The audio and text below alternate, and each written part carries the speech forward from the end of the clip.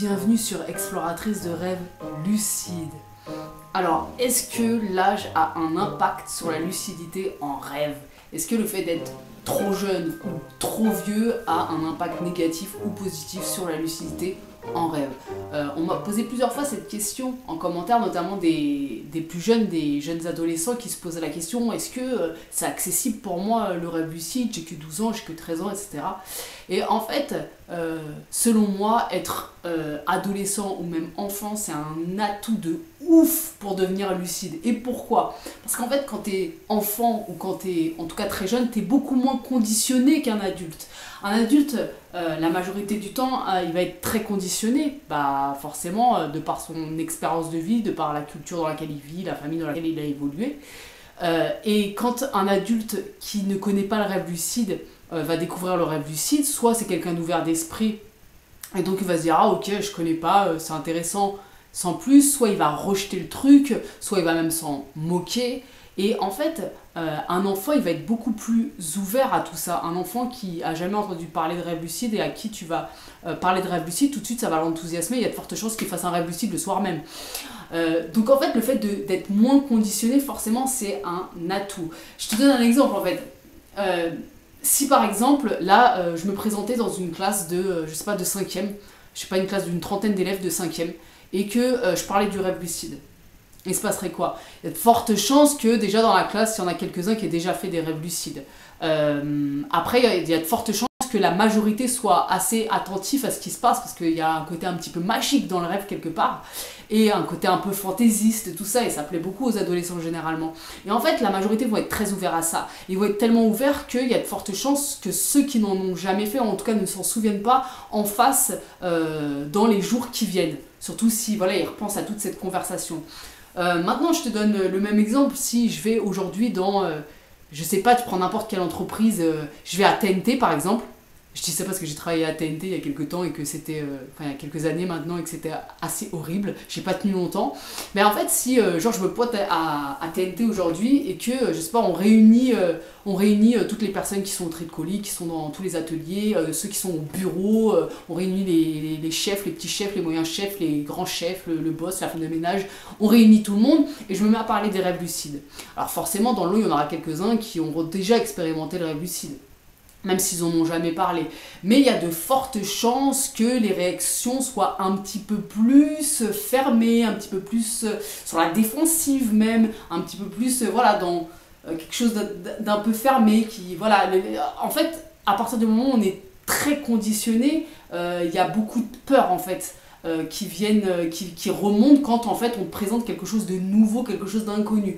Donc forcément, je pense que, tout ça c'est, voilà, c'est des hypothèses, hein, mais je pense que si on faisait une étude là-dessus, vraiment à choisir, voilà, à prendre une entreprise, à prendre une école et à parler du rêve lucide, si on faisait une étude, je pense qu'il y a fort à parier que dans le mois qui suit, les gamins ils aient fait un max de rêves lucides, alors que les adultes, eux, beaucoup moins. Après, voilà, je suis pas en train de dire que le conditionnement c'est mal, etc. De toute façon, tout conditionnement est beaucoup plus simple à faire sauter que ce qu'on croit.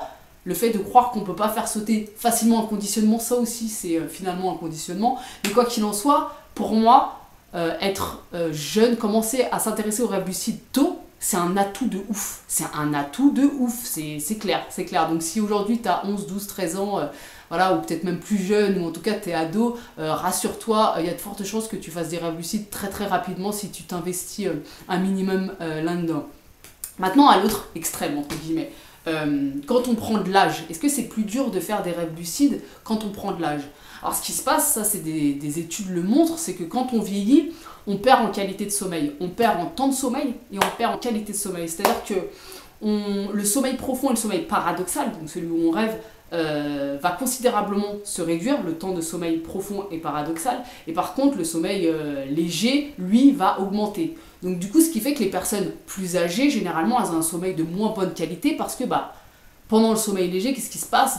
T'es hypersensible, enfin t'es plus sensible au bruit environnant. Donc si y a un moindre bruit, la personne va se réveiller si elle a un sommeil léger. Donc généralement, plus on vieillit, plus on perd en qualité de sommeil. Maintenant, moi ça je crois pas que ce soit une fatalité, je crois même pas que ce soit inscrit, je sais pas, dans notre code génétique que de moins bien dormir en vieillissant. Je pense que si les personnes, les adultes et les personnes âgées dorment moins bien, en vieillissant, c'est plus à cause de leur vie, le stress notamment en fait, le stress, les responsabilités, les contingences de la vie, les coups durs, etc.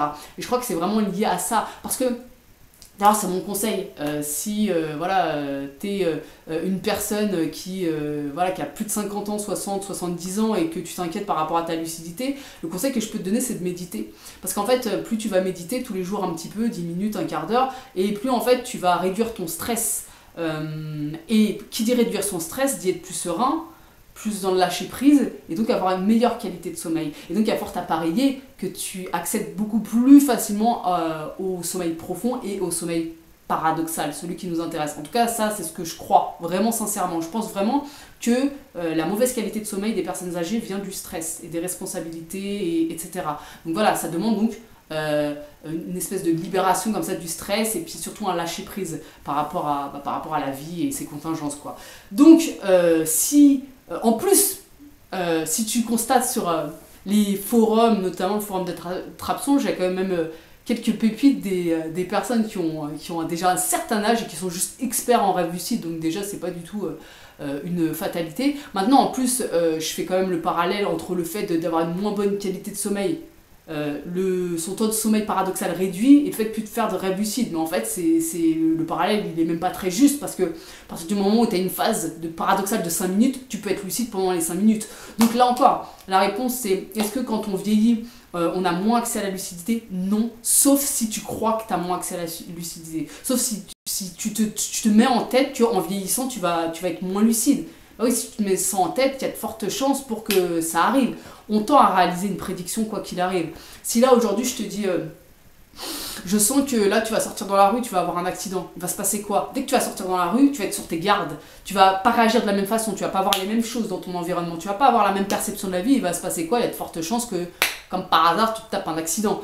Donc on tend à réaliser une prédiction. Si tu te jettes un sort à toi-même en te disant oh, putain là j'ai 50 ans, 55 ans, 60 ans, putain je vais plus rêver lucide, bah ouais c'est sûr qu'il y a des chances que tu rêves moins lucide, mais tu te seras jeté un sort à toi-même. Moi je crois pas du tout que l'âge c'est une influence sur la lucidité. Je crois qu'on peut rêver lucide à tout âge, d'enfant à la vieillesse, jusqu'à notre mort. Et bien sûr que c'est un atout pour l'enfant, le jeune enfant, parce qu'il va être simplement plus ouvert à la vie, parce que moins de conditionnement. Mais là encore, quand on vieillit, quand on est très conditionné, franchement faire sauter les conditionnements, ça demande simplement beaucoup d'honnêteté et de le vouloir en fait. Voilà, si tu mets ton cœur dans le fait de vouloir évoluer, changer, voir la vie différemment, et ben il n'y a pas de raison quoi entre guillemets. Donc voilà, est-ce que là j'ai un impact sur la lucidité? Selon moi, non. N'hésite pas toi à me dire en commentaire ce que t'en penses et on se retrouve demain pour une nouvelle vidéo. Ciao!